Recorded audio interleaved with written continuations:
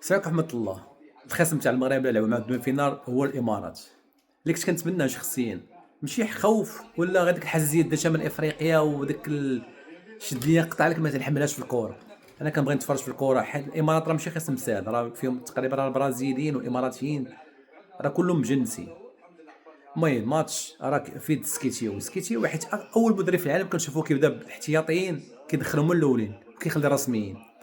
صافي ما ناس الماتشات الجايين نشوفوا الكورتي كيلعب، نشوفوا بوغرين وما نشوفوش المستوى، نشوفوا بنتايك وهذاك الدري شويه اللي مخبيه ما فهمتش انا بحال هذاك ما كيلعبش، ما عرفتش هذاك خصنا نشوفوه كاين حتى هو. المهم التشكيله خاصها راه باينه. صافي راه بانت لك التشكيله دابا، لعبتي 4 5 الماتشات ولا 4 الماتشات، صافي دابا راه خاص تدخل اللعابه اللي غادي يعاونوك باش يشدوا الكره، ماشي حنا نبقاو نعطيو الكره ونبقاو نتفرجوا. المهم تنتمناو الماتش اللي غيكون مع الامارات يكون في مستوى، وكنتمناو المغرب يتاهل الفينال. وشكون ما كان الخصم ان شاء الله كنكونوا اللقب ديالنا بيدينا بشرط واحد هو العلم بزاف ما كنبغيناش. التشكيله اللي بانت لك في الاخر اللي كملت بها الماتش تاع سوريا هي اللي خاصها تبدا. والسلام ورحمه الله.